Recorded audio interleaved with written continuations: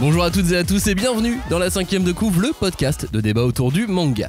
Du débat cette semaine, il ne va pas y en avoir tant que ça, puisque nous sommes en goguette sur le festival Japan Expo qui avait lieu du 13 au 16 juillet. Tsukasa Ojo en était l'invité d'honneur, les visiteurs pouvaient le voir en conférence, découvrir une exposition qui lui était consacrée ou même acheter des reproductions de ses planches. Mais nous, de notre côté, on a décidé de vous faire participer à une autre phase du festival et de vous proposer des rencontres tantôt sérieuses, tantôt amusantes, dans une émission qu'on a appelée Japan Expo, mieux que si vous y étiez. Alors évidemment, rien ne remplace une journée avec ses amis ou sa famille sur un événement comme ça, mais vous allez voir qu'on vous a réservé quelques surprises. Ainsi, pendant plus d'une heure, nous allons notamment découvrir ce que fait un éditeur de manga dans les salles de réunion de l'événement avec Vladimir Labert. On va parler de muscles avec le manga hype du salon, Power Antoinette. L'illustre mangaka Suehiro Maruo glissera un mot ou deux à notre micro. On ira voir aussi ce qu'il se passe à la fermeture des portes quand il n'y a plus personne et plus un bruit dans le festival. Et dans un instant, on vous partage un petit déjeuner avec deux éditeurs du célèbre magazine japonais Afternoon, dans lequel on trouve les prépublications de mangas comme Vinland Saga, L'Atelier des Sorciers, A Journey's Beyond Heaven ou Darwin's Incident. Un super moment, vous allez voir ça. Ah, et une dernière chose aussi, on vous a rencontré, vous, auditeurs de la 5ème de couve, et on a décidé de vous faire intervenir dans l'émission pour parler de manga, bien évidemment. Cette émission étant entièrement enregistrée dans des lieux très bruyants, avec des gens qui font des karaokés géants à côté de nous, etc. Vous aurez évidemment beaucoup de vie autour de nous, mais bon, c'est aussi ça, l'esprit de Japan Expo, et puis c'est qu'une fois par an. Prenez donc alors une bouteille d'eau, des bonnes chaussures, un éventail et votre to-do list, car c'est parti pour la 5ème de couve générique. On ne pousse pas, s'il vous plaît. On ne pousse pas, c'est inutile. Le public n'est pas autorisé à assister aux épreuves éliminatoires. Moi, je crois que je pourrais être un très bon ninja. À quoi vous jouez? L'heure est grave, c'est pas le moment de faire les guignols. Mais on n'a rien d'autre à faire, on peut pas sortir. On va leur faire notre attaque secrète, l'attaque de la Tour Eiffel, ils vont rien comprendre. Et il faudra aussi parler des dessins animés, notamment des dessins animés japonais qui sont exécrables, qui sont terribles. Oh, les bâtards! Oh, this you crazy mother...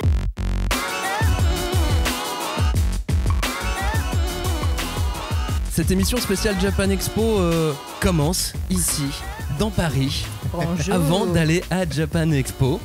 Bonjour. Parce qu'en fait, on a décidé de prendre un petit déjeuner près de Gare du Nord, dans un café qui s'appelle La Chaufferie, qui est très sympa.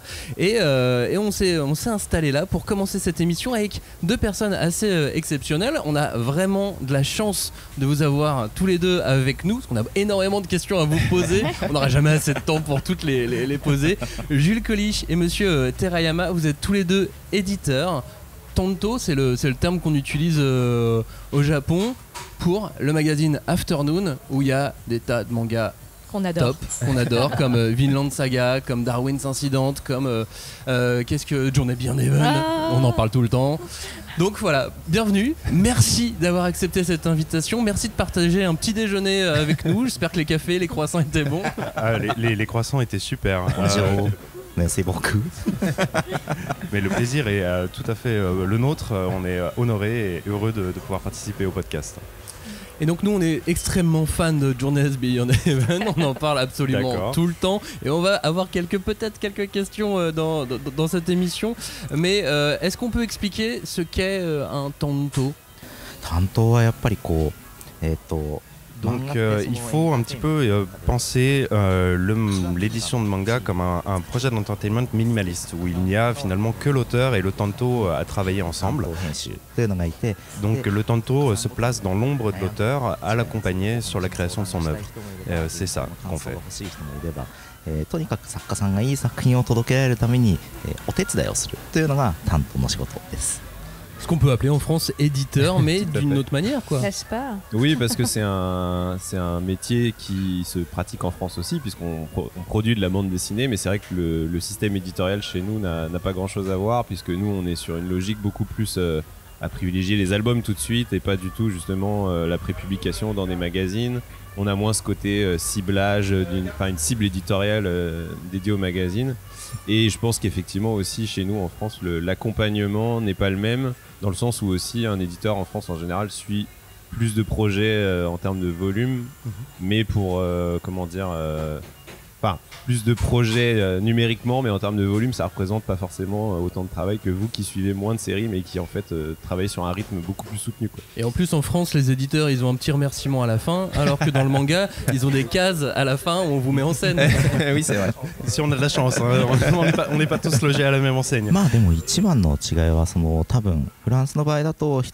Et donc une grande différence, c'est ce que tu soulignais, Robin, c'est que effectivement, comme on n'a pas en France le système de sérialisation, les questions ne se posent pas de la même façon qu'au Japon.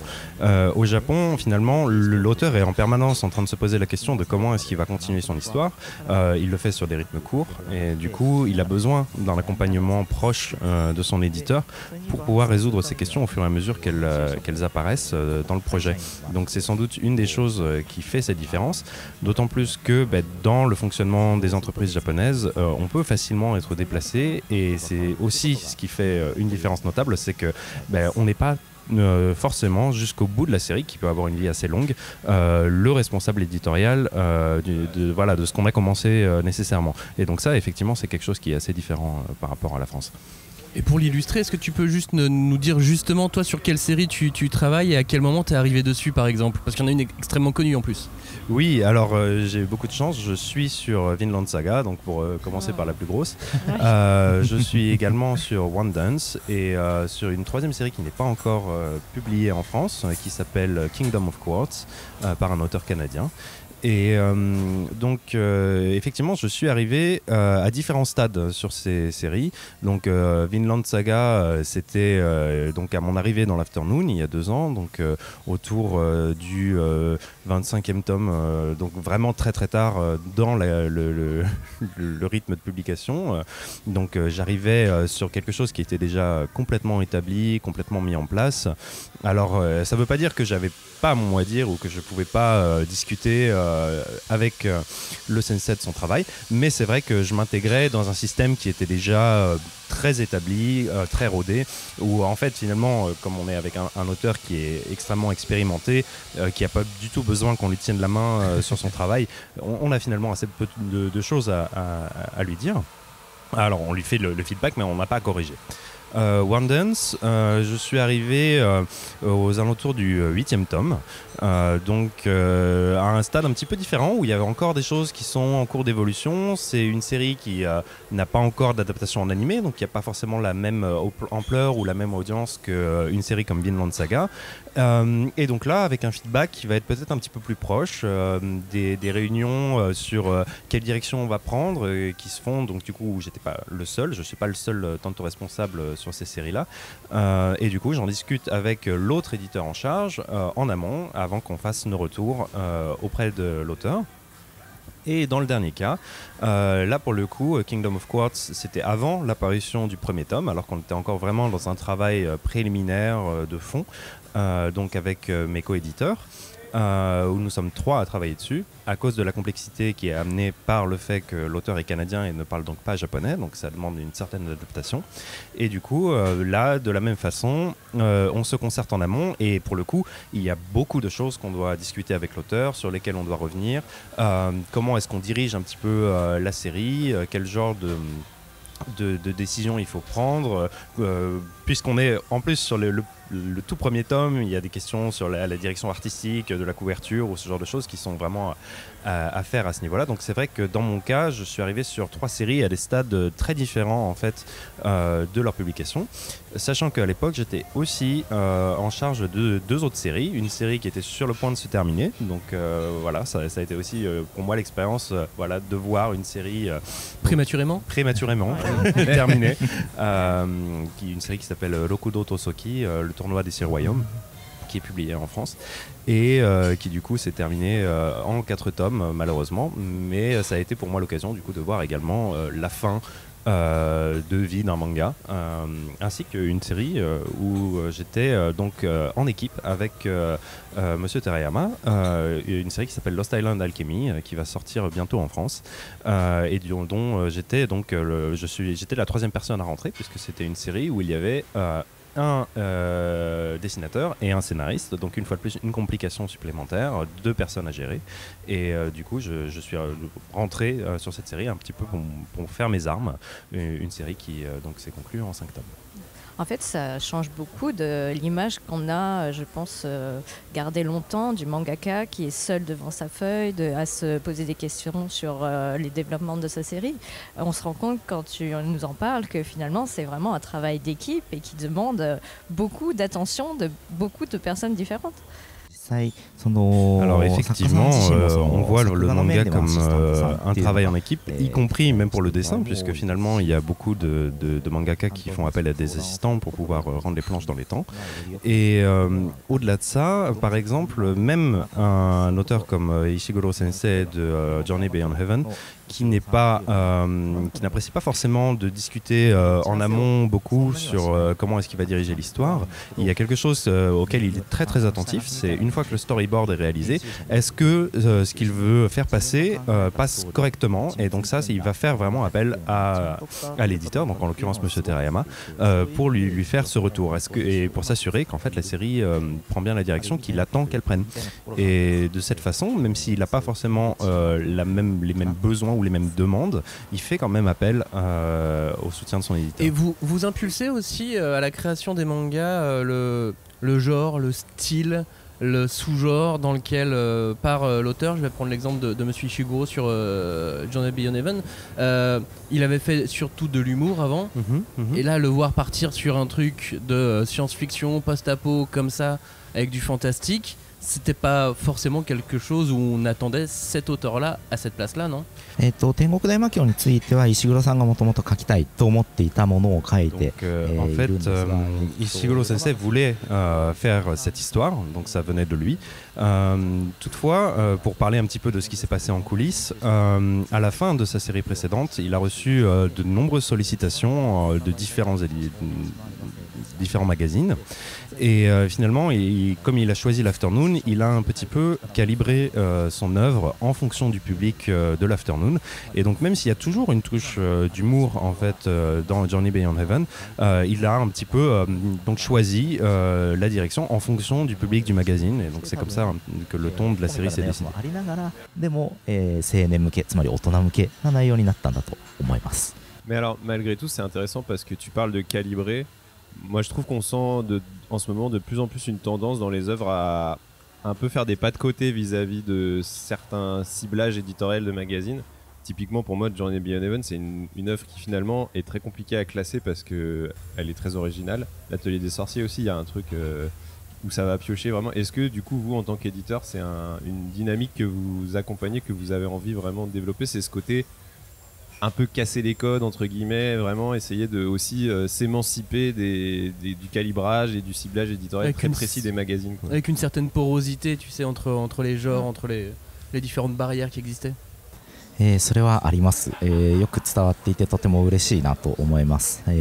Alors tout d'abord, mon collègue est très heureux que vous ayez remarqué en fait cet effort et cette dynamique dans ses œuvres, parce que c'est effectivement quelque chose dont lui il est particulièrement conscient, quelque chose qu'il essaie en fait de faire. Qu'il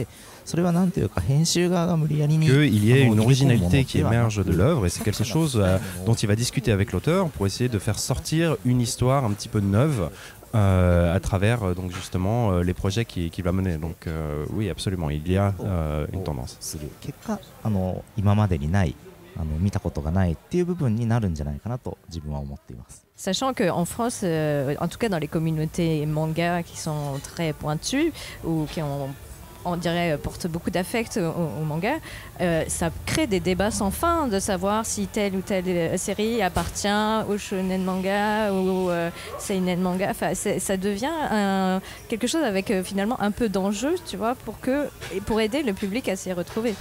Oui, effectivement, mais d'ailleurs c'est toujours assez intéressant parce qu'on est peut-être donc les magazines ont évidemment leur ligne éditoriale, mais on va se retrouver dans l'Afternoon avec des séries qui sont pas forcément faciles à classer non plus, qui pourraient être de l'ordre du shonen battle manga pour une série comme Le Tournoi des Six Royaumes par exemple, ou alors complètement du pur seinen, voire même du josei.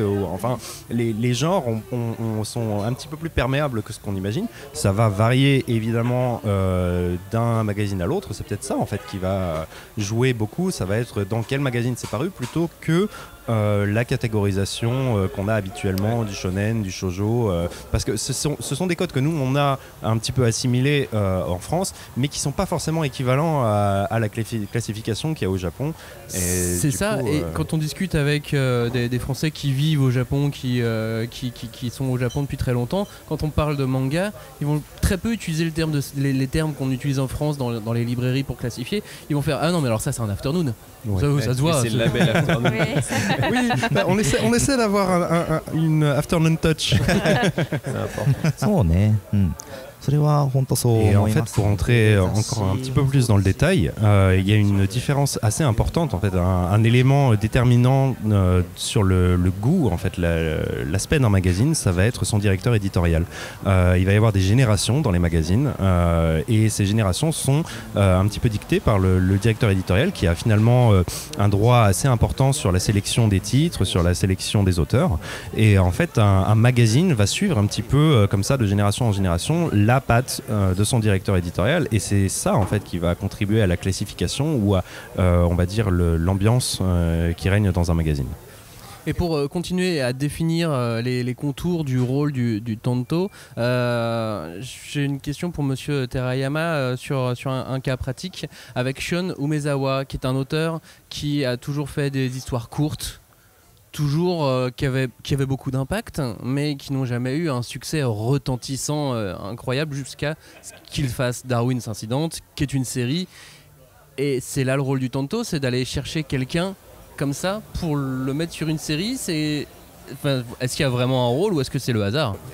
Alors, pour l'histoire de Darwin Incident, quand en fait Umezawa Sensei n'a pas été contacté directement par Terayama-san, il s'est lui-même proposé à l'Afternoon, justement parce qu'il avait une envie que ses œuvres aient un petit peu plus de portée. Jusqu'à maintenant, c'était effectivement toujours des histoires courtes, et des histoires courtes qui du coup n'arrivaient pas à avoir forcément une aura ou on va dire une audience particulièrement grande. Et donc du coup, quand l'œuvre est arrivée à l'Afternoon, elle a fait un petit peu le tour. Elle n'est pas arrivée directement jusqu'à Monsieur Terayama. En fait, un autre éditeur a reçu la demande de rencontre, qu'il a ensuite fait passer, et quand Monsieur Terayama est tombé sur donc cette proposition, il a tout de suite essayé de voir avec du coup l'auteur de Darwin's Incident pour créer cette œuvre. Et du coup c'est au terme de cette réflexion qu'ils ont fait ensemble, où ils se sont demandé alors comment est-ce qu'on va faire pour que cette œuvre puisse fonctionner, et du coup ils ont réfléchi ensemble à la façon de la faire. D'accord. Mais moi j'ai une question qui serait plus sur la professionnalisation, puisque en ce moment donc il y a Tsukasa Hojo Tsukasa qui est invité d'honneur de Japan Expo. Oui. Et quand on lit ses interviews, on se rend compte à quel point le métier a changé, la façon dont il est entré dans le métier de mangaka, et les parcours qu'on connaît des jeunes mangaka d'aujourd'hui n'a rien à voir. Je pense qu'il y a beaucoup plus de gens qui, de nos jours, mettent des années avant de produire une première série.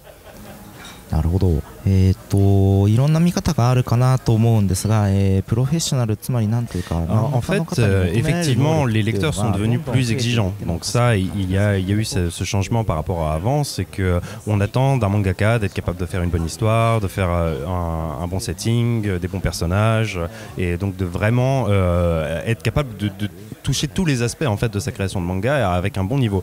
Mais en même temps, c'est pas la seule tendance, puisque il y a en fait de plus en plus de plateformes, de plus en plus d'endroits où on peut publier et devenir professionnel immédiatement. Donc même des gens qui n'ont absolument aucune expérience peuvent se retrouver du jour au lendemain professionnels entre guillemets, dans le sens où ils vont avoir une série quelque part sur une application et commencer tout de suite en tant que mangaka pro, alors qu'ils n'ont pas forcément en fait toute l'expérience qu'on aurait pu avoir avant en devenant mangaka pro. Donc une chose qui va changer considérablement, c'est sous quel label, dans quel magazine sont publiés ces auteurs. Et en fait, c'est ça qui va finalement peser beaucoup sur cette définition qu'on a du mangaka professionnel. T'avais une question, Robin? Non, bah moi c'était plus une question pour Jules précisément. C'est bon, les auditeurs ont remarqué que tu n'es pas japonais, je pense. Comment ça se fait que comment tu t'es retrouvé éditeur pour un des magazines les plus prestigieux et plus importants du manga japonais en tant que Français? Voilà, comment moi ça m'intrigue vraiment de me dire, mais je trouve ça génial, et en même temps comment ça s'est fait? Alors, je dirais tout d'abord que j'ai eu beaucoup de chance. Vraiment, pouvoir rentrer dans l'Afternoon, pour moi, c'était le rêve.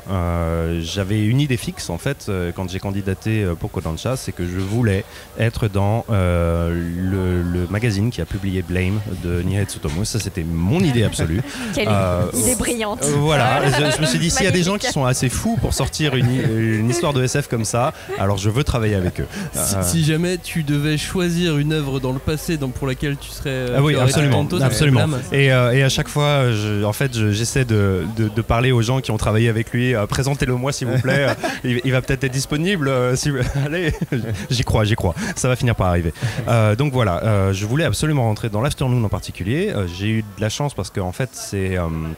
pas forcément évident quand on rentre dans Kodansha d'être affecté tout de suite là où on veut. Le cas par exemple de mon collègue Monsieur Terayama qui voulait faire du manga mais qui s'est retrouvé tout d'abord dans la presse hebdomadaire qui n'était donc pas pour le manga. Mais dans mon cas, voilà, j'ai eu cette chance. Et comment est-ce que je suis arrivé là? C'est en fait un parcours qui à mon avis est pas forcément celui qu'on attend. À la base, j'étais intéressé par les sciences, donc j'ai fait des études en physique. Mais en cours de route, mon idée fixe, ça avait été de partir au Japon pour faire des sciences, parce que la robotique au Japon, parce que le spatial au Japon, en fait, il y avait beaucoup de choses qui m'attiraient déjà dans le Japon. Et au cours de mon parcours, j'ai un petit peu changé mon fusil d'épaule. Je me suis dit, d'abord, on va commencer par le japonais et ensuite, on fera des sciences.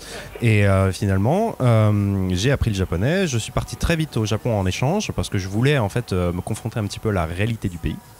Et tout de suite, j'étais absolument séduit. C'est vrai qu'en vivant une année à Nagoya et ensuite une seconde année à Tokyo, ça a été vraiment une révélation pour moi. Et je me suis dit, ouais, il faut que je travaille là-bas, il faut que je vive là-bas. Et donc, à la fin de mon année de master, j'ai candidaté pour certaines entreprises. Donc, il y avait encore des entreprises en lien avec les sciences.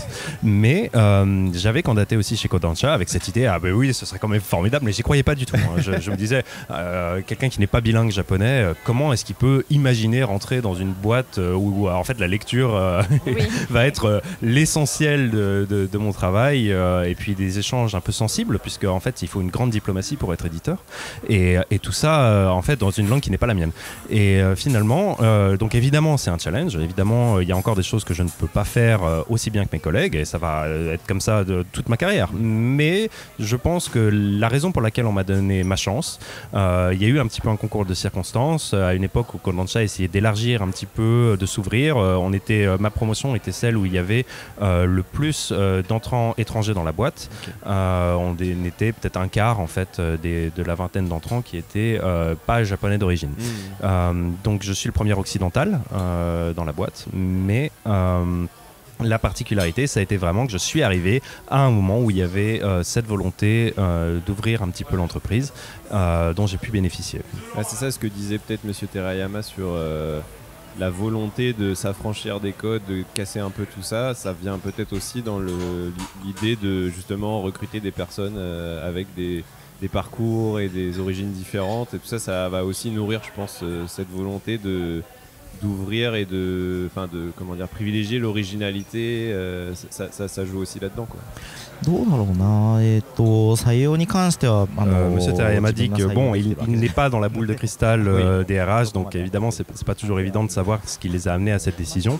Mais effectivement, si on regarde un petit peu la tendance récente chez Kodansha, en fait l'année où je suis rentré dans la boîte, c'est l'année où nous avons eu la version anglaise le slogan de l'entreprise de Kodansha, qui jusqu'à maintenant est donc en japonais, Omoshirokute Tame ni Naru. Donc pour faire une traduction très approximative, ce serait intéressant et qui sert à quelque chose.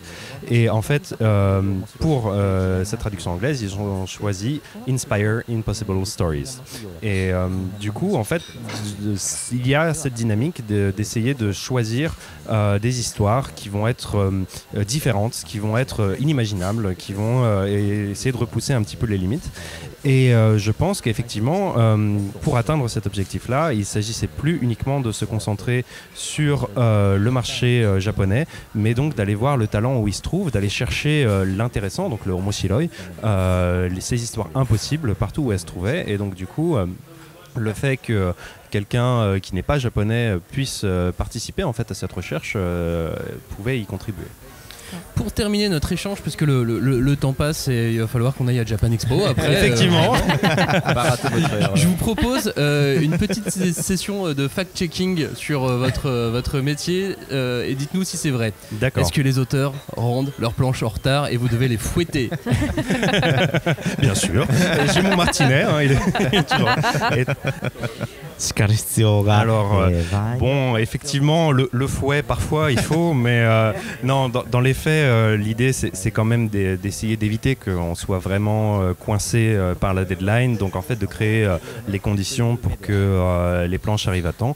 Donc, voilà, l'idée, ça va être autant que possible de faire ça. Parfois, il arrive que ce soit pas possible parce que tout simplement en fait on est avec une fois de plus un projet minimaliste où si une des pièces essentielles n'est pas présente, donc le mangaka, l'œuvre ne peut pas sortir, donc parfois la vie nous rattrape, la vie les rattrape aussi évidemment, et donc dans ce cas-là il peut y avoir des retards effectivement. On essaie autant que possible de les éviter, de se prémunir de ça, mais plutôt que de fouetter l'auteur, effectivement on va essayer dans la mesure du possible de créer les conditions pour qu'on n'ait pas de retard. Vous avez des excuses improbables? Par exemple, Akira Toriyama avait raconté que lui, il a repoussé au maximum le jour où il a dû s'acheter un fax pour avoir toujours des excuses pour envoyer ses planches en retard en allant à l'aéroport. C'est vrai que parfois on a des trucs un peu bizarres.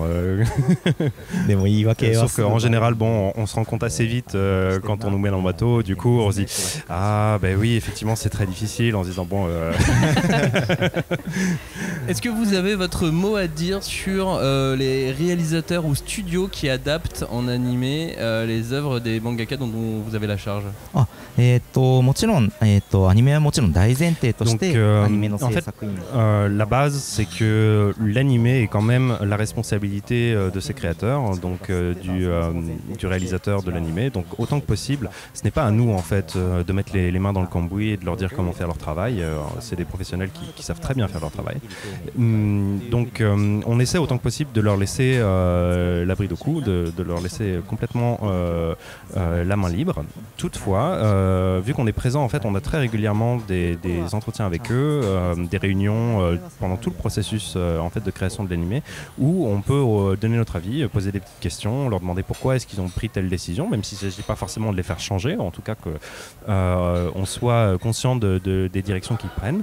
Et parfois, sur la volonté de l'auteur, quand l'auteur a quelque chose auquel il tient particulièrement, quelque chose qui est essentiel à l'histoire, sur ces points très précis, des points clés, on va insister pour qu'ils soient respectés. Ça arrive pas forcément souvent, mais il peut arriver qu'effectivement, en fait on se dit que si on fait une adaptation animée mais qu'on n'arrive pas à intégrer cet élément clé, alors est-ce que ça a vraiment un sens en fait de faire cette adaptation là? Donc voilà, l'idée c'est de laisser autant que possible la marge de manœuvre à l'équipe de l'animé. そういう意味で最近放送された天国大魔教のアニメは非常に恵まれてアニメだと思います。 Donc par exemple on a eu vraiment beaucoup de chance pour l'adaptation de Journey Beyond Heaven, un animé qui est formidable. L'auteur était ravi en fait de comment ça a été adapté, donc on vous encourage évidemment à le voir. Et moi aussi je vous rappelle que Vinland Saga 2e saison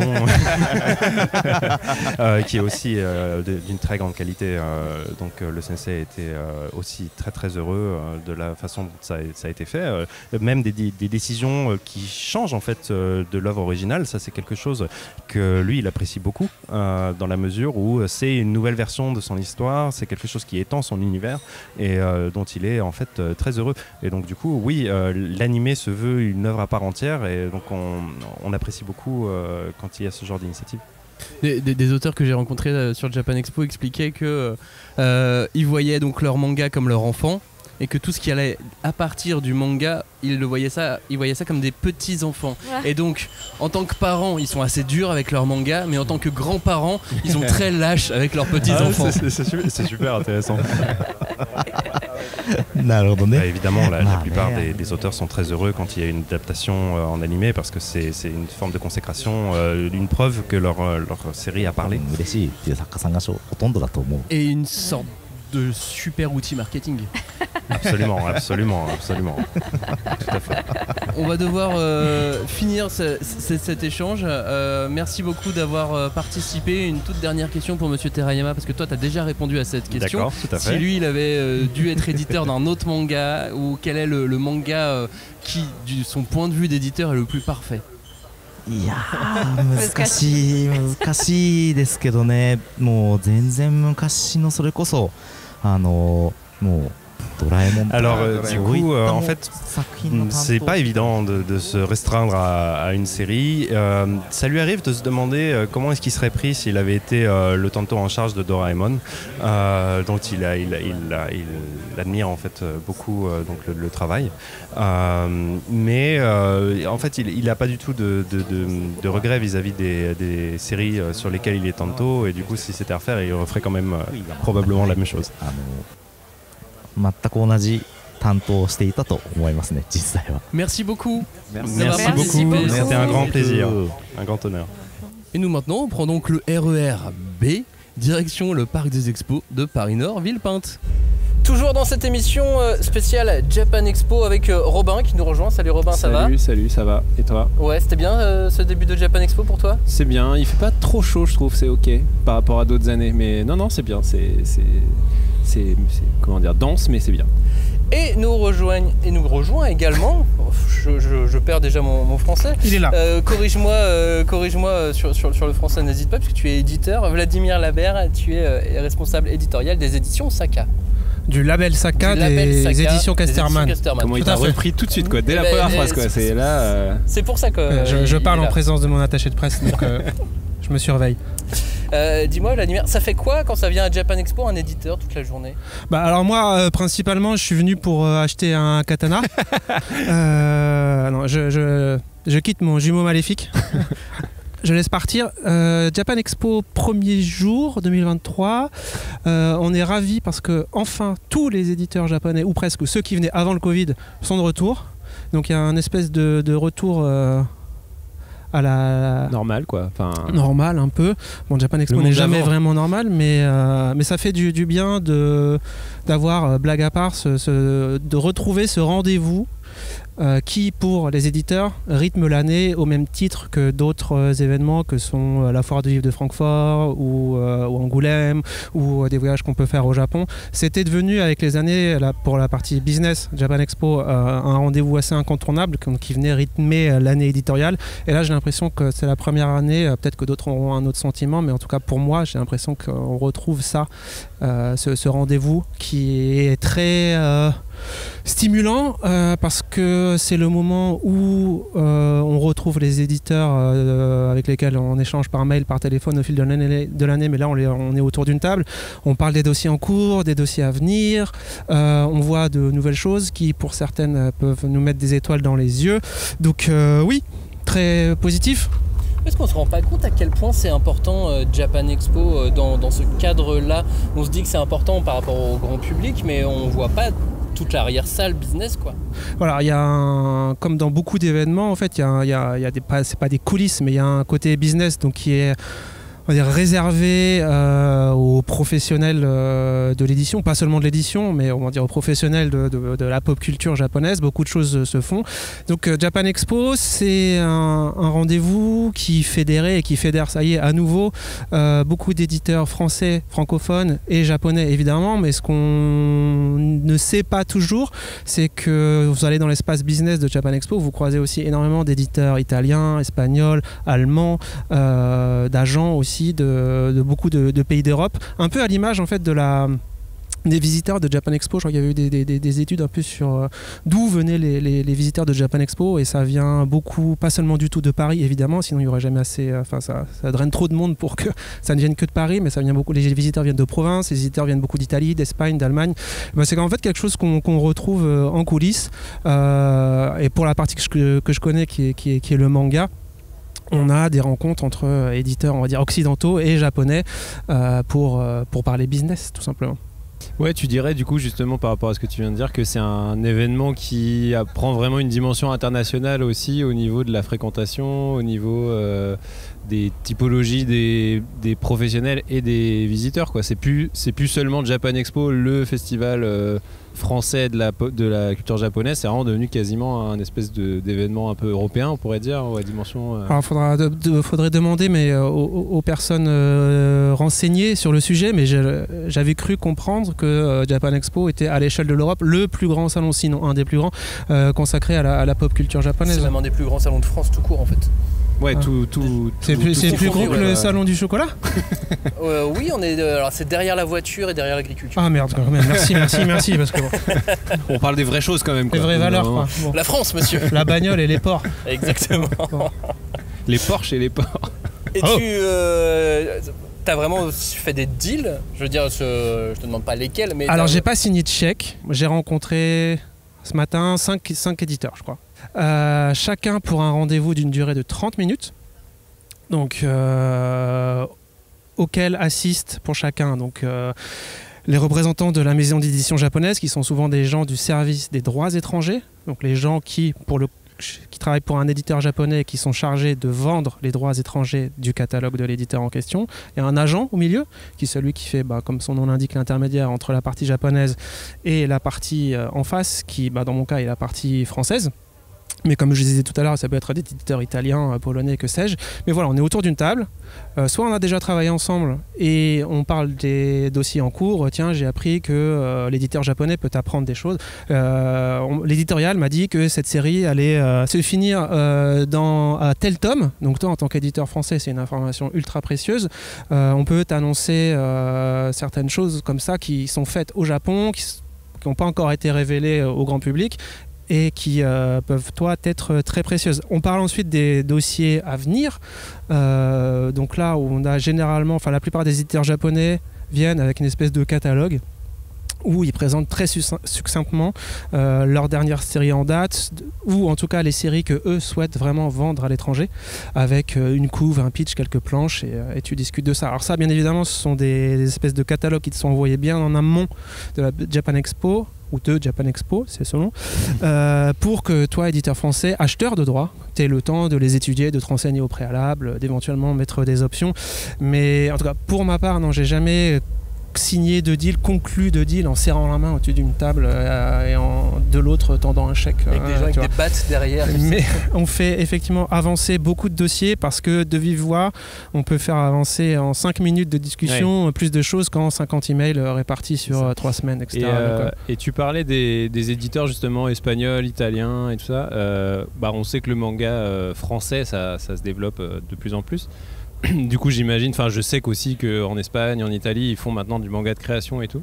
Est-ce que c'est des choses qui, toi, en tant qu'éditeur de manga en France, ça t'intéresse de rencontrer un peu justement un éditeur italien qui va te dire, voilà, là, on a une création italienne de manga. Est-ce que c'est des styles de projets qui pourraient t'intéresser, ou pour l'instant, c'est pas encore... Alors cette année, j'ai pas encore rencontré de confrères européens. La dernière fois, avant le Covid, j'avais rencontré un éditeur italien qui se trouvait être l'éditeur de plusieurs de titres de manga dont j'avais acheté les droits au Japon, Glutos et Dragons par exemple, Stravaganza, des choses comme ça. Donc on s'est rendu compte qu'il y avait il y avait des affinités, en tout cas éditoriales, qui nous ont permis d'échanger sur la manière dont on voyait tel titre, la manière dont on se voyait le proposer au public, chacun de son pays, avec les spécificités propres à chaque pays. Pour ce qui est de la création, non, c'est pas un axe de développement prioritaire à ce stade pour Casterman, même si effectivement on suit ça de près et il y a des expériences, on va dire ponctuelles, qui sont menées à ce stade, comme avec l'adaptation en manga de création du film français Les Trois Mousquetaires, bien sûr, par exemple. Parce que c'est vrai que c'est aussi l'avantage à Japan Expo, c'est qu'il y a énormément d'artistes amateurs ou professionnels qui exposent. Donc ça, c'est aussi, je pense, pour un éditeur intéressant. Quand je dis amateur, il y en a, c'est semi-amateur dans le sens où ils n'ont pas encore trouvé le bon projet pour, mais ils ont le niveau pour. Il faut prendre le temps effectivement de faire la tournée des tables, d'aller voir. Tous les gens qui pratiquent le manga, peu importe à quel niveau, à quel degré d'intensité, en amateur, en semi-pro, mais on peut effectivement avoir des très belles découvertes. Peut-être qu'un jour, Japan Expo sera pour partie une espèce de comiquette à la française. Ce serait génial, ça. Donc il faut vraiment encourager ce genre de démarche, effectivement.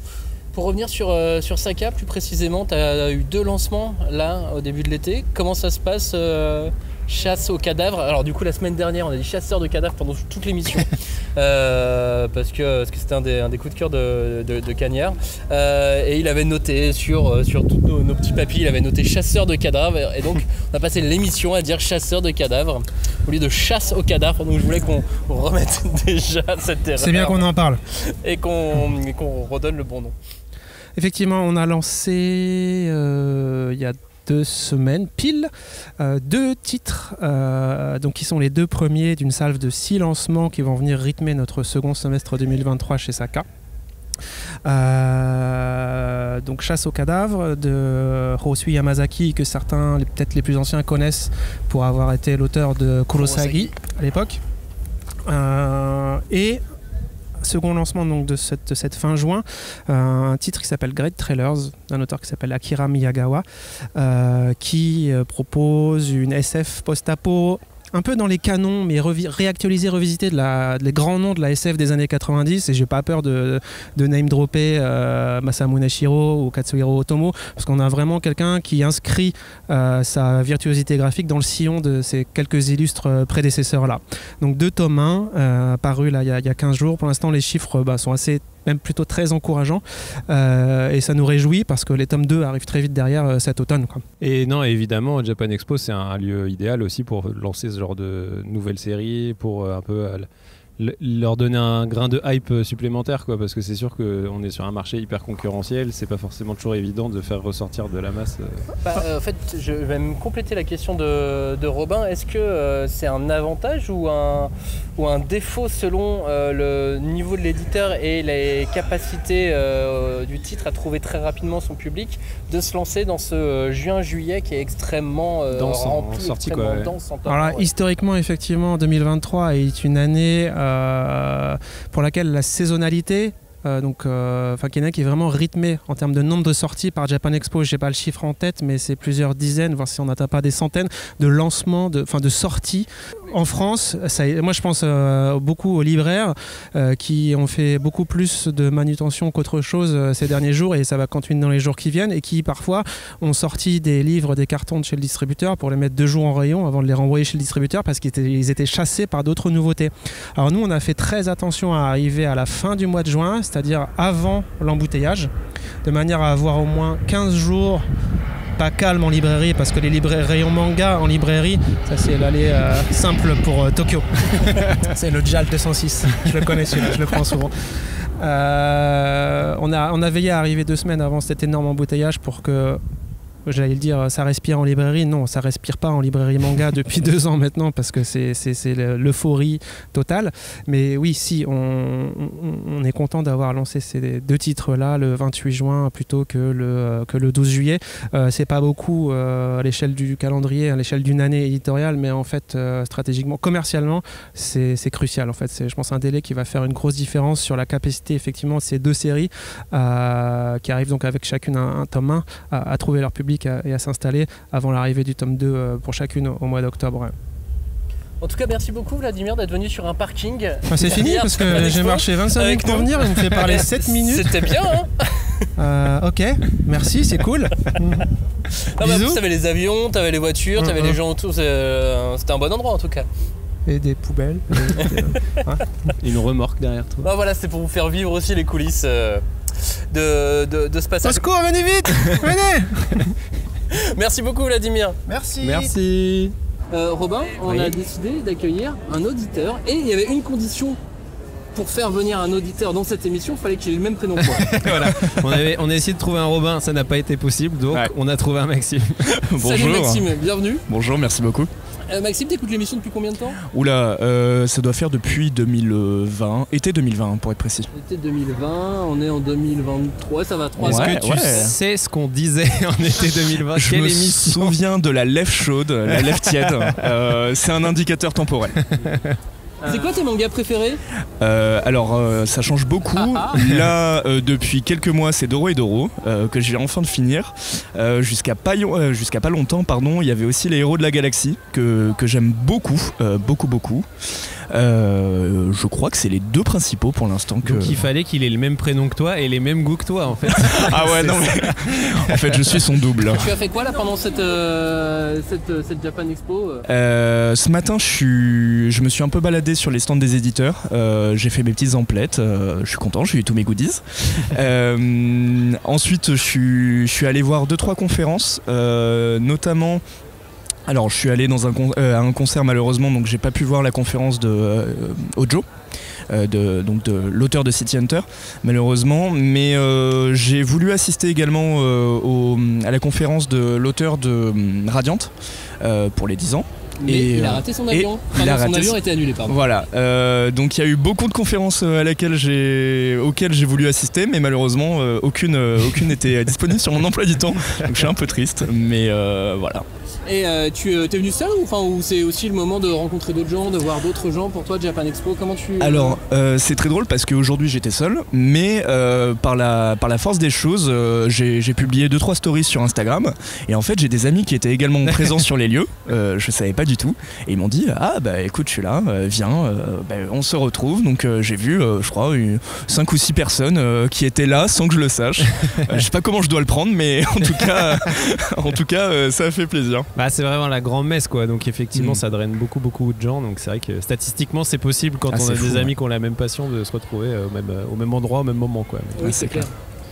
Et alors tu sais dans cette émission on aime bien faire des top 10. Ouais. Toi ça serait quoi ton top 10 soit de cette année ou ton top 10 ultime ? Waouh. Mon top 10 de cette année. Imagine dans ta bibliothèque tu dois virer et garder que 10 séries. Waouh. Alors ça va être. Je vais prendre 10 séries, mais il n'y a pas de numéro 1, de numéro 10. Ok, c'est pas grave.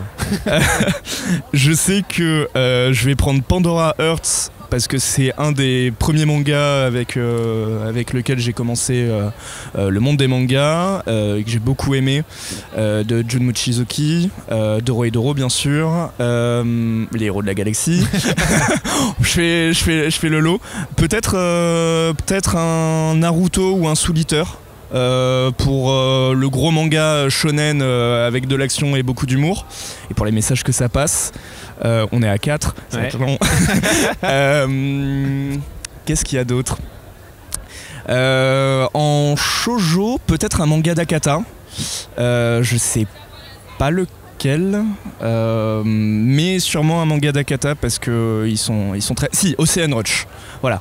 Je vais prendre un titre d'Akata qui n'est pas un shoujo du coup, enfin je sais pas... Je vais prendre Ocean Rush. Quoi d'autre sûrement... Alors, je viens de l'acheter aujourd'hui, donc je sais pas ce que ça vaut, mais je suis très curieux. Je vais prendre l'Air des Cristaux aussi. Parce qu'il est très intriguant, tant par le dessin que par l'histoire. Et on doit être vers 5 ou 6 ou 7, je sais plus. 6. J'ai fait le décompte. Ouais, merci. Un Death Note. Ouais. C'est vraiment pas mal. Et 20th Century Boy. Traite un Dororo ou... Enfin un Tezuka. Un Tezuka. Ouais. Non. Un Tezuka, j'ai plus le nom. La petite... Ayako. Ouais, je vais prendre Ayako. J'aurais pris le même.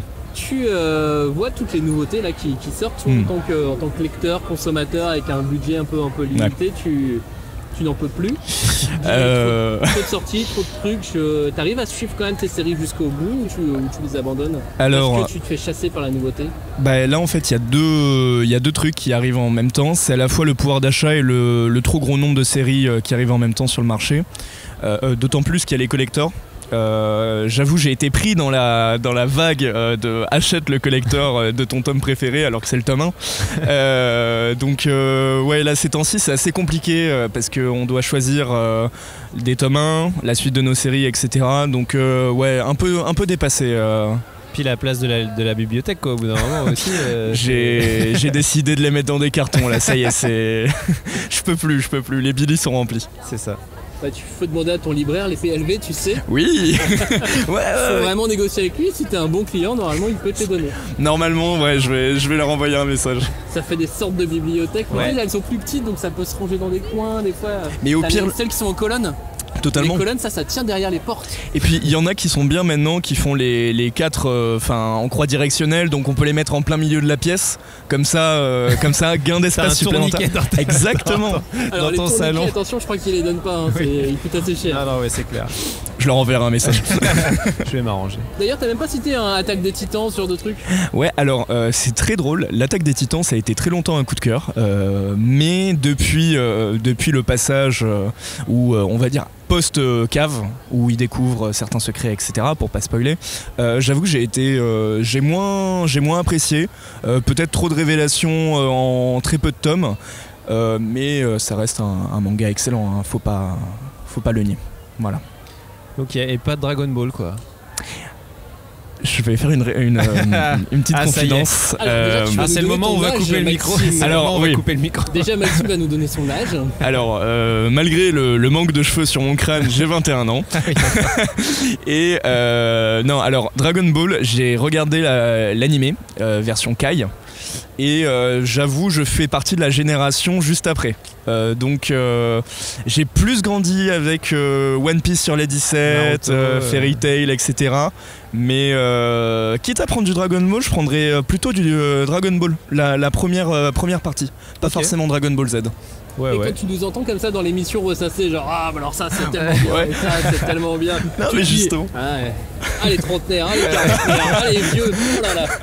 Non mais justement, c'est pas bien ce que je vais dire, hein, mais ça me permet de découvrir de vieux mangas. Pour les auditeurs, je fais de gros guillemets. Dragon Ball n'est pas un vieux manga, hein, mais en tout cas de découvrir des mangas qui font partie de la culture, quoi. Les classiques.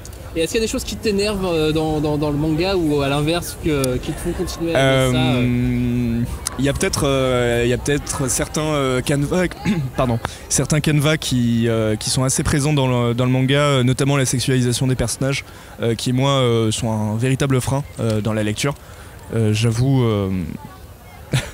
que j'ai été assez freiné sur certaines séries.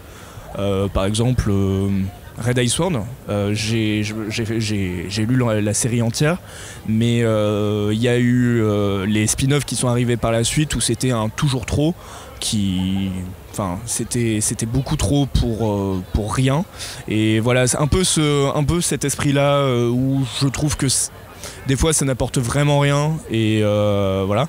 Mais par contre là où je suis beaucoup plus attiré dans un manga, c'est si le scénario propose une idée qui est assez originale, j'avoue que je vais être assez client. D'où Dorohedoro, c'est que c'est un manga qui a toujours quelque chose de nouveau à proposer, d'innovant, et qui très souvent n'a jamais été vu. C'est l'inattendu, quoi. C'est ce que comme t'es un gros consommateur, forcément au bout d'un moment t'as besoin d'être un peu surpris et étonné. Je pense que nous dans le podcast on est tous un peu comme ça aussi, et ça se voit dans les mangas qui font l'unanimité dans l'équipe en général. C'est les mangas les plus originaux et les plus surprenants, quoi. Avec un ou deux petits mainstream. Avec un petit, tu vois, genre un Tsugai, on trouve tous ça trop cool, quoi. Mais alors qu'en soi, voilà, il a pas ce côté forcément hyper original. Mais non, mais c'est intéressant. Et il y a un truc, je l'ai pas étudié, mais ça mériterait qu'on s'y penche très sérieusement. J'ai remarqué qu'à partir du moment où ils faisaient des spin-offs, ils allaient toujours trop loin quelque part. Ouais. comme si c'était un peu une obligation, un code spin-off égal. Faut absolument pousser à l'extrême un truc. Ouais, pousser à l'extrême quelque chose pour satisfaire une frange de fans. Ouais. Et du coup, cette question de l'hypersexualisation qui te dérange, tu dirais que c'est un truc qui s'arrange avec les nouvelles séries qui sortent ou au contraire tu te dis putain mais en fait vraiment on a l'impression qu'ils sont pas connectés avec l'époque actuelle quoi. Alors vu que je suis un homme, je suis pas forcément le plus à même de dire oui ou non. Je pense que c'est surtout en gros de mon point de vue je pense que oui il y a un bond en avant notamment par la mise en avant d'autrices. C'est vrai que pendant très longtemps on avait Arakawa comme référence, Ashida pour rester sur Dorohedoro. Là on a quand même une nouvelle vague d'auteurs et d'autrices qui vont avec, ce qui permet un regard nouveau, notamment sur l'écriture des personnages, sur la physionomie des personnages, sur leur interprétation, etc. Donc de mon point de vue, je dirais oui. Ça s'améliore quand même. Ouais. Après, je pense que c'est vraiment un sujet qui mérite d'être abordé et ouais, non, vraiment. Merci beaucoup. Merci à vous. Merci d'avoir participé à cette émission. Je pense que tu es le premier auditeur à vraiment participer au micro comme ça. Bonjour aux prochains et prochaines. Merci beaucoup en tout cas. Merci à toi et puis nous on continue cette émission. Elle sera plus avec toi, Robin. C'est ça. Toutes les meilleures choses ont une fin. Julie. Merci Robin. Merci Maxime. Merci à vous deux. Salut. Et maintenant Julie, je te propose de faire un truc. Est-ce que tu veux faire de l'exercice à Japan Expo? On est obligé. Tu sais, genre des pompes, non mais attends, des il t'arrête tout de tractions. suite, il fait trop chaud là. Qu'est-ce que tu me parles de faire des tractions? Non mais en fait il y a un manga avec Marie-Antoinette qui fait du développé couché. Power Antoinette. Power Antoinette. Et alors je te propose qu'on aille préparer des trucs protéinés avec l'équipe de Doki Doki qui sort le manga. Ah bah on y oui. va? Allez, c'est parti. On y va. Ni une ni deux, on est arrivé. Ça c'est la magie des podcasts, tu sais. Hop, tu fais une coupe au montage et on arrive très vite aux côtés de... Tu traverses le hall 5. Vous téléportez, c'est tout. Aux côtés de Fabrice. Salut Fabrice, comment ça va? Ça va, et vous? Bah très bien. Alors parle bien dans le micro le plus proche possible, comme ça. Alors Fabrice, tu t'occupes de quoi pour Doki Doki? Je suis le petit gars des internets. C'est toi qui parles aux gens sur les internets. Exactement, non, chez Doki Doki. Et pour Doki, tout le groupe Bambou, au sens large. C'est ça, et en fait chez Doki Doki, c'est Marie qui est assistante édito qui s'occupe justement de répondre aux gens sur Twitter et autres. Et moi je m'occupe de mettre en place des petites opérations qui embêtent justement Marie parce que des gens viennent lui parler derrière. Voilà. Et alors du coup tu as fait une opération autour de Power Antoinette et tu as notamment envoyé à la presse. Qu'est-ce que c'est que cet aux objet? journalistes, aux influenceurs, aux trucs comme ça, enfin je dis toi mais avec toute l'équipe hein. Yeah. Une gourde Power Antoinette pour préparer des boissons protéinées. Exactement. Avec une petite serviette pour s'essuyer. Alors très pratique à Japan Expo parce que du coup il fait une chaleur. Là on est samedi hein, pour tout vous dire au moment où on enregistre cette partie là. Il fait très lourd. Fait super lourd alors qu'il fait un temps tout pourri dehors en plus. Il pleut et tout mais nous à l'intérieur on est chaleur comme si... humaine. c'est ça exactement. C'est la chaleur de l'amitié. Exactement. Mais en fait moi je trouve que c'est génial comme idée. Et en plus tu te dis tu vas attaquer Japan Expo, tu auras une gourde pleine d'énergie, de boissons protéinées. Alors attention, l'énergie c'est plus dans le sucre que dans la protéine. La protéine, oh, un expert. Un expert qui fait gonfler ses muscles. Parce que la protéine c'est clairement pour faire du muscle, on est d'accord? Oui, on est d'accord. Et est-ce que tu pratiques toi-même l'haltérophilie ou quelque chose? Pas du tout. Un sport Jamais, non. Et en fait tu prends la gourde et à l'intérieur t'as un espèce de petit... Attends, je vais essayer de voir. T'as un truc et ensuite tu mets ta poudre, tu mets ton eau. Et ça, tu fermes ta gourde. C'est ça. Et ensuite... Et là t'as une boisson et alors là je suis prêt à attaquer Japan Expo et à faire du développé couché le lendemain ou faut quand même que je lise le manga? Il vaudrait mieux lire le manga parce que excuse-moi, une blessure est si vite arrivée alors qu'Antoinette explique comment développer sa masse musculaire, comment poser aussi parce que pour Antoinette c'est beaucoup de posing. C'est vrai. Et t'as des gens du coup qui sont venus sur le stand qui font vraiment de la musculation et ce genre de choses. Tout à fait. Et pour le lancement en fait j'ai contacté des powerlifteuses, donc des jeunes filles qui lèvent parfois plus de 200 kilos du sol. Et donc. Et qui n'en font même pas 60. Oui, c'est très impressionnant. Et en fait, je les ai contactés pour leur proposer de recevoir Power Antoinette avec le kit et le shaker. Certaines d'entre elles ont même été soulagées de recevoir ce shaker parce que les leurs se sont cassés. Parce qu'à force de les transporter à gauche à droite ou alors de les tenir de leurs mains musclées, ils finissent par se fissurer. Donc, et le nôtre, le shaker Power Antoinette est plutôt de qualité. Je ne sais pas ce que vous en pensez. Bah écoute, moi je vais m'en servir pour aller faire du badminton si tu veux. Parfait. C'est presque comme le powerlifting, non ça. C'est physique, c'est très physique, ouais. Ben c'est surtout, on est à 2 on loue un terrain pendant 1 heure à 2. Tu sais, les gens souvent ils louent ça à 4, on fait ça à 2. Ah oui, bon, ça vient, vous êtes motivé. 1 heure non-stop, tu vois. Bref, je raconte ma vie, c'était pas du tout le propos de cette émission. D'accord. Et de ce passage. Ouais, non, en fait, moi, excuse-moi, je t'interromps, mais ça me fait penser le fait que tu avais fait appel à des jeunes filles. Enfin, il y a quelques temps sur le web, on a vu un webtoon français qui parlait de musculation et de jeunes filles, voilà, colossal. Est-ce que, comment tu te sens par rapport à Colossal? Est-ce que tu penses qu'il y a une espèce de vague de jeunes filles qui vont s'intéresser de plus en plus à ce genre de sport, de pratique?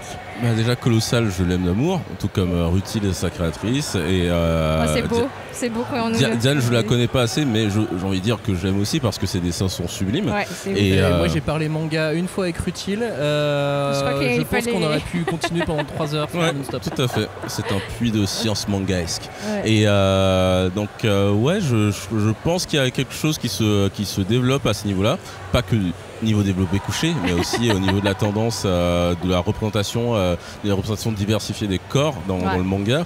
On commence à casser ce code de la jeune fille fluette, parfois avec une très grosse poitrine, mais pas de forme ailleurs. Avec, on l'a fait chez Doki Doki avec 50 nuances de gras à l'époque, où c'était certes très ecchi, très érotisant, mais c'était des femmes avec de l'embonpoint, avec des formes à des endroits qui ne sont souvent pas vus dans les mangas. Et puis le manga de Bob, c'est la romance. Saotome. Ah, ça c'était trop cool. Saotome avec cette jeune fille avec un six-pack monumental et qui met des grosses mandales. Et là, qui a un petit cœur déjà. Mais oui, mais qui montre en fait parce qu'il y avait aussi des femmes, on va dire en guillemets, puissantes dans les mangas, mais il y avait l'impression en fait elles n'ont plus de sentiments, c'est devenu des machines à tuer et autres. Et en fait Saotome, on voit que c'est une jeune fille comme les autres, mais qui aime mettre des petites patates de temps en temps. Voilà, un tout bien tout honneur, petite patate. Mais au Japon il y a un vrai je vais pas parler de mouvement, mais de sous-genre de cette représentation de personnages féminins avec des muscles. T'as vraiment des groupes de fans, je peux pas appeler ça c'est même pas un sous-genre, mais il y a vraiment des forums de fans qui cherchent. Ah, c'est un king quoi. Il y a même un café là-dessus avec des femmes musclées qui servent les clients et qui peuvent même faire des activités avec, genre des concours de traction ou leur filer des baffes. Parce que y a certains qui sont masochistes visiblement, mais j'ai l'impression que c'est un sous-genre au Japon, mais en fait l'Occident y a répondu assez favorablement, ce qui fait que c'est en guillemets marginaux ont pu se développer en disant au pire les occidentaux, les gaijin seront friands de tout ça. Ouais. Et après c'est marrant parce que Power Antoinette c'est un petit peu la petite alors on peut pas appeler ça hype, mais le petit manga dont tout le monde parle à Japan Expo. Ah mais t'as vu en fait ce titre Power Antoinette, j'ai vu un truc sur France Info, j'ai vu même dans des grands médias qui parlent pas spécialement de manga très très très régulièrement, et là Power Antoinette, pim, ça va accrocher des médias qui parlent pas de manga habituellement, et puis même là quand tu discutes avec les gens à Japan, dès qu'ils voient ça ils font mais c'est-à-dire qu'effectivement, on n'a pas parlé du manga, mais est-ce que tu pourrais nous le présenter un petit peu en 2-3 mots, parce que depuis tout à l'heure on en parle, mais ouais, c'est vrai. Ouais. Parce que des fois il faut laisser le mystère aussi. Ça, d'accord. Donc Power Antoinette, c'est l'histoire de c'est une réalité alternative. Ah bon? Oui, mais Marie-Antoinette à la Bastille et même un peu avant a commencé à développer une force musculaire hors du commun. Et le jour où elle doit passer sur l'échafaud, elle bloque la guillotine à 2 doigts. Retire la lame, s'en fait une épée et décide d'aller récupérer ses enfants qui auraient dû être exécutés eux aussi. Donc ce n'est pas du tout un manga sponsorisé par le Puy du Fou et par les royalistes. C'était hier la fête nationale. Exactement. Un petit truc en plus. Big, on va découvrir que De Villiers derrière. Mais non, pas du tout. C'est à prendre au millième degré et en fait, c'est fun. C'est fun. Et juste un micro spoiler, Louis XVI est bien décapité dedans. Il y a aucun souci. C'est vraiment. C'est la femme. C'est vraiment la puissance. La femme, la mère. C'est elle qui a fait l'entraînement en même temps. C'est pas lui. Exactement. Sachant que lui, historiquement, il aimait les serrures. Bon, chacun son truc. Voilà. C'était la minute histoire sponsorisée par Stéphane Bern.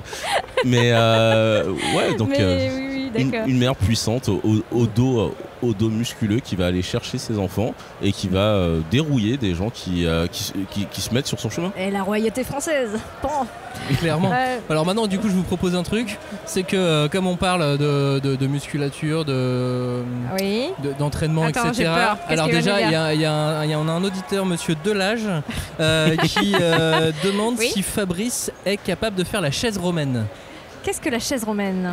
Ce n'est pas un exercice, en fait c'est un équipement que j'ai à la maison. Je ne vais pas à la salle parce que ma salle est à la maison. En fait c'est un équipement qui permet d'avoir tout ce qu'il faut pour faire des tractions, des abdos, des dips et autres.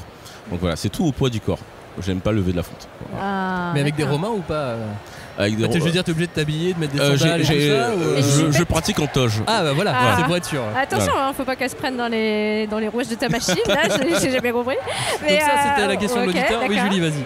Non, mais en fait, désolée, je pensais à ce que tu disais tout à l'heure sur la représentation féminine, mais c'est vrai que c'était ça le mystère. Elles étaient toutes fluettes, mais elles avaient quand même une certaine puissance. Et là, enfin, la puissance devient visible à travers le muscle, à travers certaines postures que les personnages prennent. Ouais, parce qu'elle flex vraiment comme une haltérophile. Et il y a ce petit truc justement qu'on voit souvent popper sur les réseaux sociaux avec une femme musclée c'est pas très féminin, une femme musclée c'est pas très... Ouais.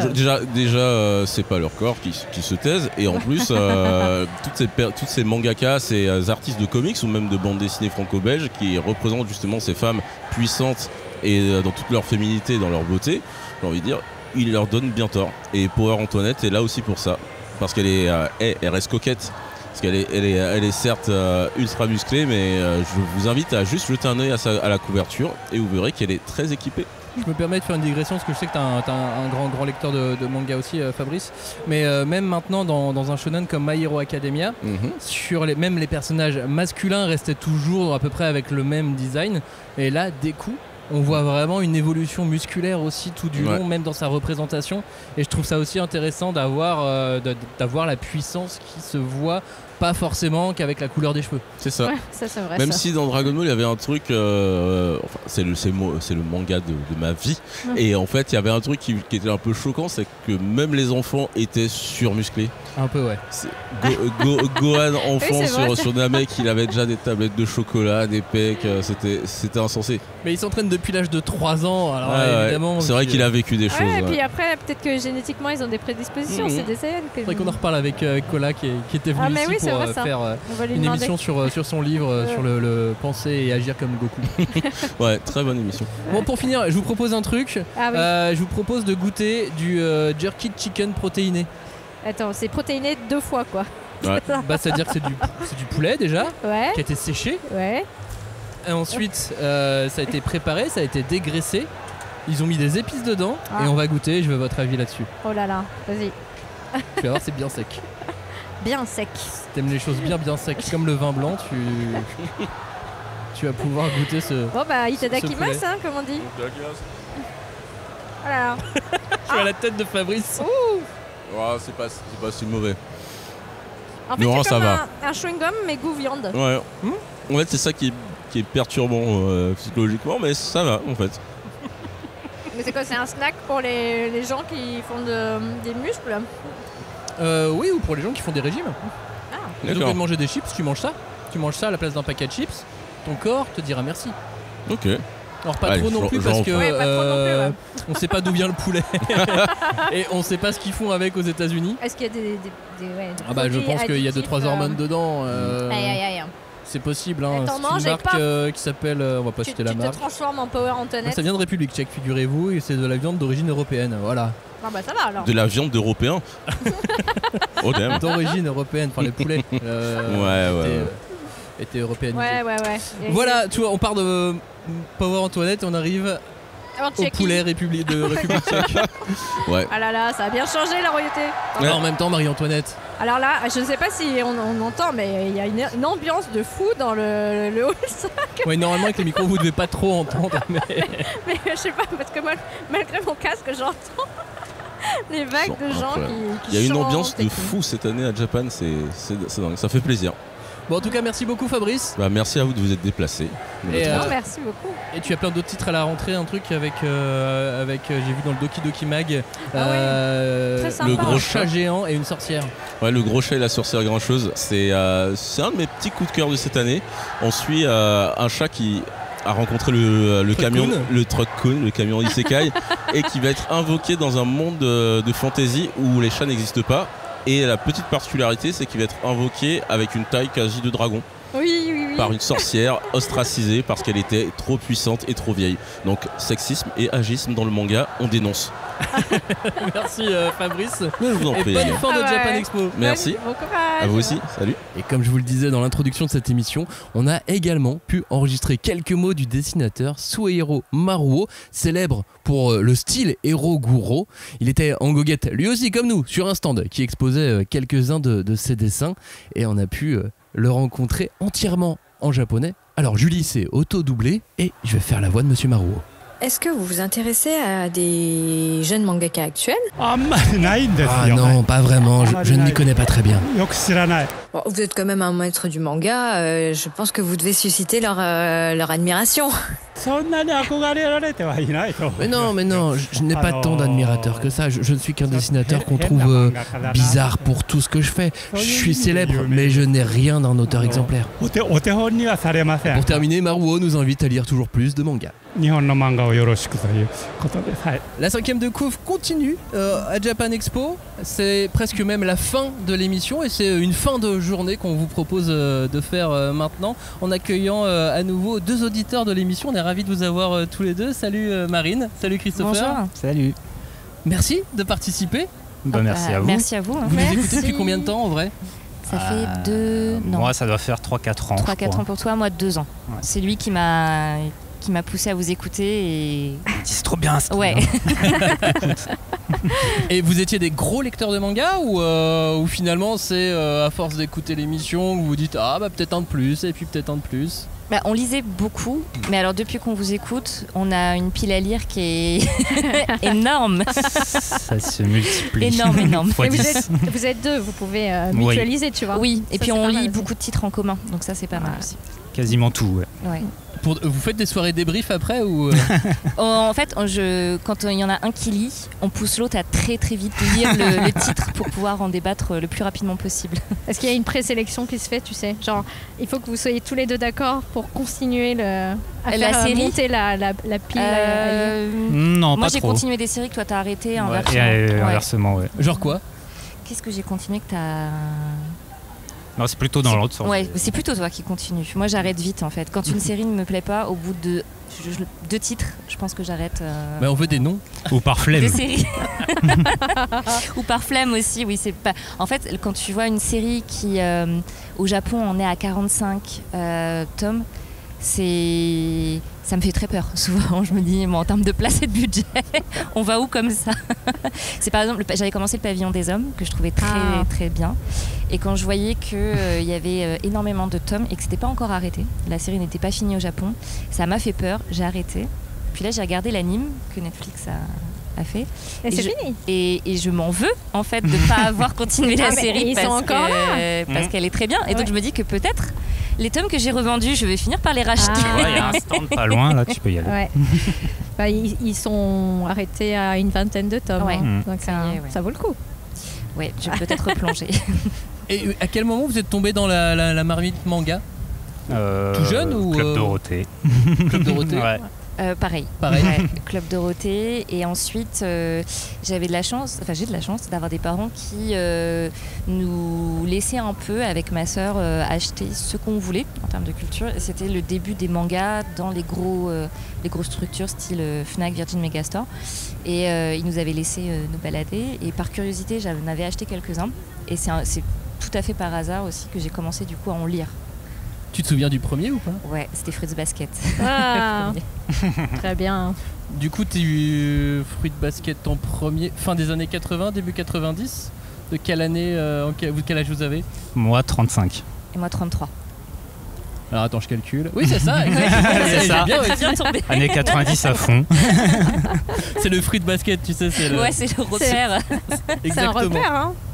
Non, bah, évidemment. Ouais. Et alors maintenant, du coup, vos titres phares du moment ouais. Et de l'île déserte, ceux avec lesquels vous partiriez.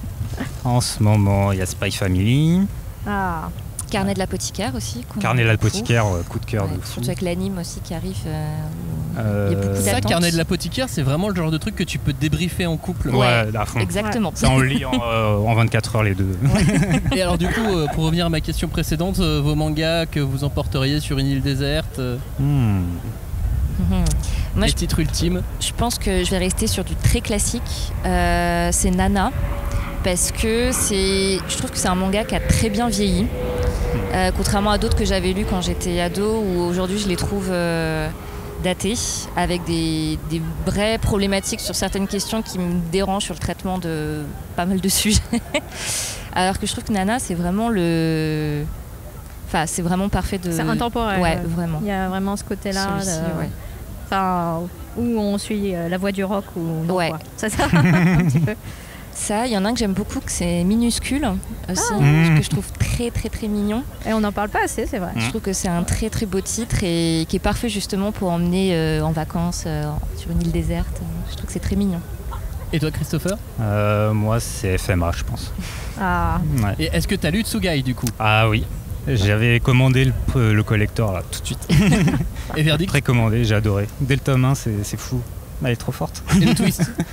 C'était génial. Très très très très bon. Cette Japan Expo, du coup, vous en avez profité pour aller prendre du manga ou plutôt du goodies ou plutôt justement faire les fans et claquer un salaire ou... Non, on avait réservé nos sorties pour le salon, ouais, c'est vrai, pour récupérer les goodies. Donc on a récupéré quoi, une quinzaine de tomes là. Ouais, c'est pas mal, hein. Ouais. Et puis on est allé faire un tour aussi sur l'espace Wabi Sabi, qui était très beau. Oui, c'est l'espace dédié à la culture traditionnelle, avec des créateurs principalement de bijoux quand même, ou de produits un peu plus esthétiques. Et il y avait de très très jolies choses. Vraiment, il y avait de très belles choses. Mais ouais, côté manga, on est pas resté longtemps, trop de monde. Oui. C'était l'enfer. Et vous aviez coché, vous êtes du genre organisé à venir avec une liste de tomes achetés absolument, tout à fait. Pour avoir le goodies ou pour juste pour le plaisir de l'acheter ici? Pour les goodies. Sinon on a notre libraire au coin de la rue. Oui. Oui, donc ok, donc clairement les éditeurs le savent, vous venez aussi pour les goodies. Ah, ils sont pas bêtes. Ils nous écoutent de toute façon. Ouais. La plupart des maisons d'édition écoutent cette émission pendant qu'ils sont en train de travailler. Ils savent. Donc si vous avez des messages à leur passer, c'est le moment où jamais. Les stands étaient très beaux. Franchement, les stands des éditeurs étaient vraiment très très beaux. Il y a eu un super travail, je trouve, sur le décor et vraiment c'était. Ouais, Crunchy. Ouais, mais même Kiyun, je trouvais que c'était bien. Enfin, le problème a été les attractions. Il y en a certaines on les a pas faites parce qu'il y avait énormément de monde. Mais je les trouvais intéressantes. Enfin, sur le contenu qui était proposé aux personnes qui étaient prêtes à faire la queue. C'était des jeux qui étaient très sympas. Ouais. Julie, je te laisse une dernière question. Parce que nous, on va devoir ensuite enchaîner sur la toute fin du festival, puisqu'après, on va aller boire un rafraîchissement avec l'équipe d'un festival après la fermeture. Oh. Qu'est-ce que vous avez vu, notamment par exemple au niveau des cosplayers ou dans les allées, l'ambiance du festival qui vous a marqué cette année? Parce que je sais que tous les deux vous êtes des habitués du festival, vous nous l'avez dit tout à l'heure en off, ça fait plusieurs années que vous venez. Est-ce que vous avez vu quelque chose cette année qui vous a marqué ou qui vous a surpris ou voilà? Les cosplays sont de plus en plus beaux. Enfin, on voit vraiment qu'il y a un travail et en famille.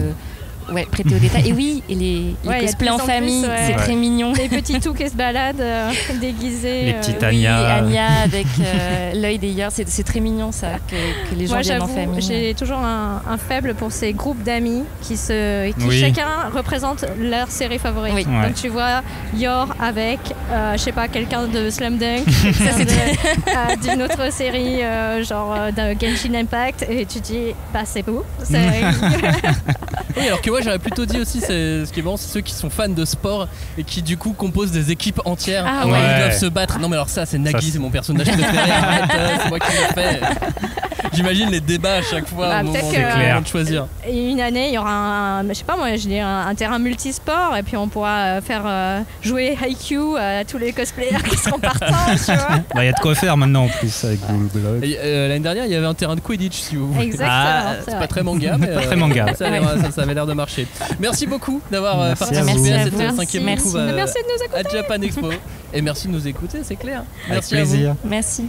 Julie, ça y est, maintenant on est à la fin du festival, à la fin de cette émission de Japan Expo. Mieux que si vous y étiez, parce que là on vous a fait vivre que des trucs totalement improbables de début de l'émission où on était avec une équipe d'édition japonaise, un magazine de prépublication. Tout à fait.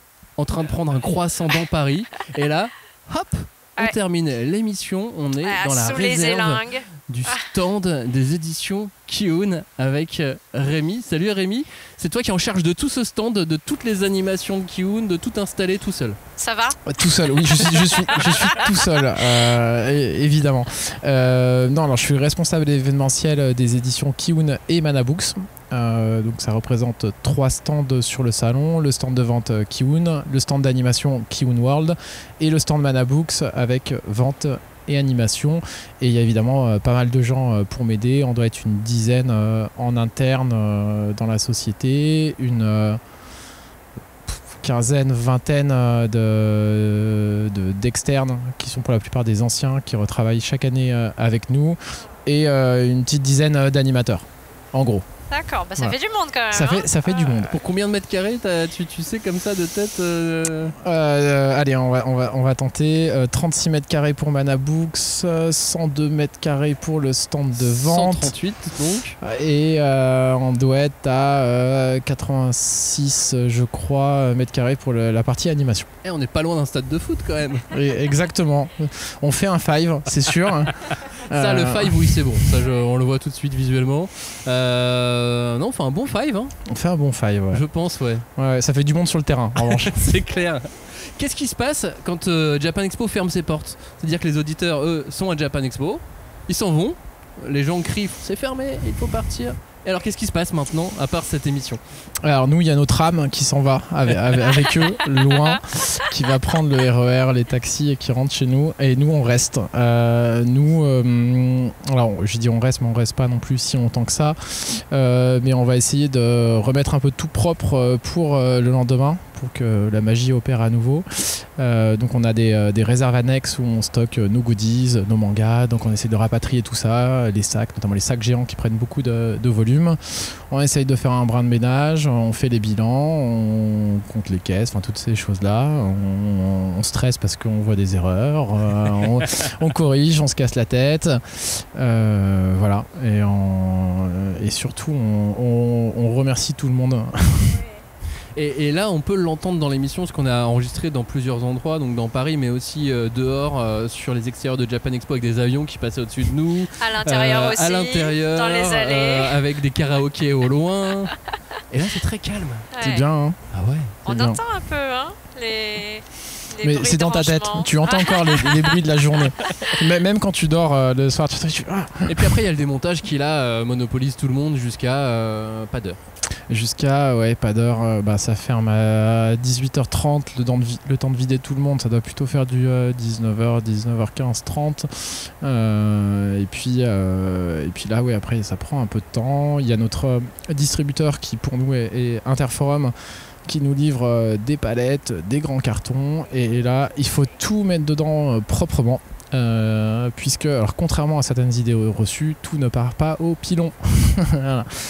En fait, c'est un système de tripylon. Donc, il y a des opérateurs qui vérifient l'état des livres qui reviennent. Et suivant l'état, ils sont soit au pilon s'ils ne sont pas en assez bon état pour être remis en vente. Puisque le but, c'est que s'ils retournent en vente, c'est qu'ils soient en super bon état, qu'ils soient neufs pour les futurs acheteurs. Et donc voilà, il y a ce tri-là qui est opéré. C'est pour ça que si vous regardez un peu dans la réserve, vous allez avoir pas mal de bouquins qui sont encore sous blister pour qu'ils soient préservés. Comment se passe cette Japan Expo? C'est la première Japan Expo du Nouveau Monde, en quelque sorte. De la deuxième du Nouveau Monde. Alors ça dépend de quel Nouveau Monde on parle. La première du Nouveau Monde, c'était pas la première, puisque du coup on récupérait un peu. Oui, il n'y avait pas encore d'éditeurs japonais par exemple qui revenaient. Oui, et puis c'était particulier. Il y avait aussi le report des années précédentes. C'était peut-être ça que tu pensais. Oui, il y avait et ça et le fait que partout dans le reste du monde d'ailleurs, c'était pas revenu autant à la normale que ça l'est aujourd'hui. Avec autant d'invités japonais aussi, par exemple. Ouais. Alors nous, pour le coup, petite parenthèse sur l'année dernière, ça avait été une superbe année parce qu'on se rendait compte que même si effectivement toutes les frontières n'étaient pas ouvertes, que tous les Japonais n'étaient pas rassurés pour voyager, pour venir, le public était là clairement. Il y avait, je pense, un manque, en tout cas des attentes, et donc ça avait été une superbe édition. Et pour l'instant, sur cette édition-là, on est sur les mêmes bases. Pas mal de monde. Aussi bien sur les animations que sur le stand de vente. Donc on est très content. En plus, beaucoup d'habitués qui viennent échanger, discuter, et ça fait plaisir.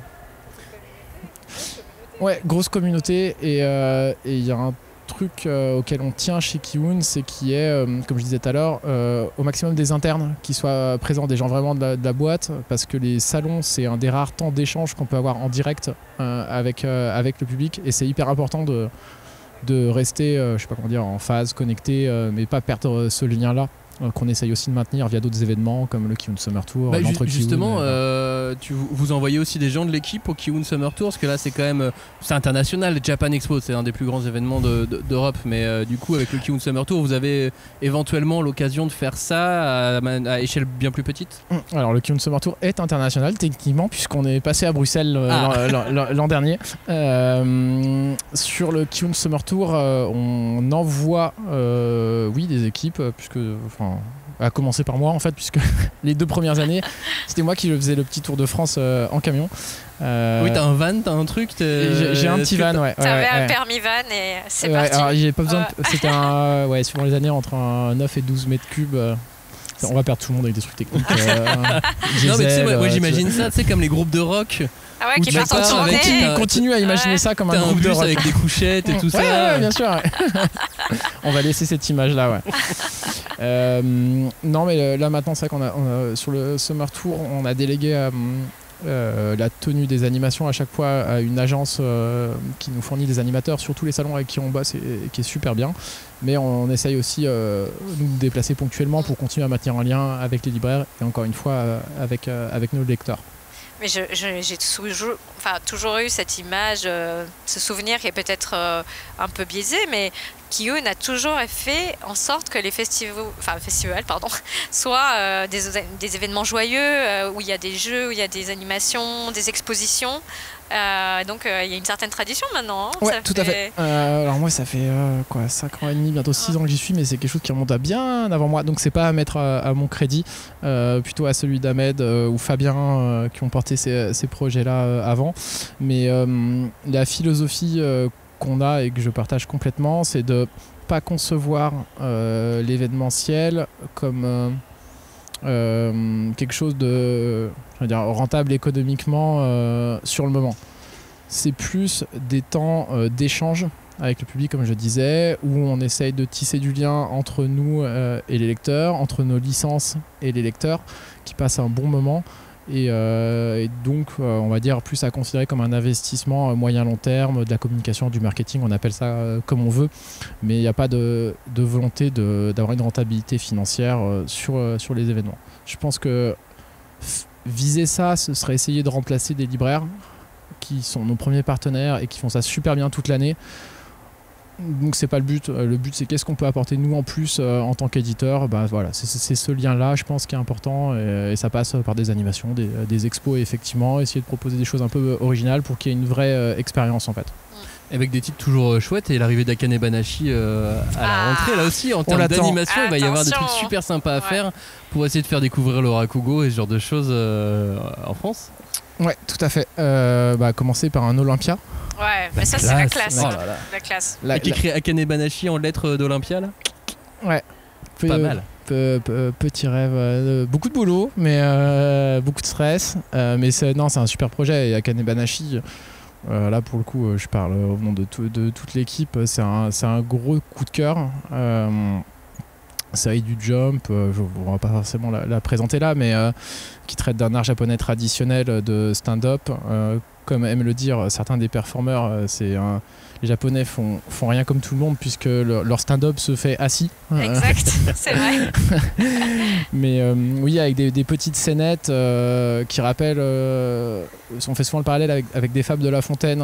Petite histoire parfois morale et un peu plus humoristique quand même. Et très. Et joué en fait. Ouais, très joué, très compté et très universel en fait. Oui. Et en même temps, je trouve que pour l'avoir déjà lu, on n'a pas besoin de connaître et de savoir tout ça pour apprécier le manga. T'es en train de dire que je pourris la lecture des gens. En fait, j'avais pas besoin de dire tout ça en fait. Okay. Non, t'as raison de le dire. Et en même temps, faut surtout pas prendre peur de se dire ah mince, ça va être compliqué.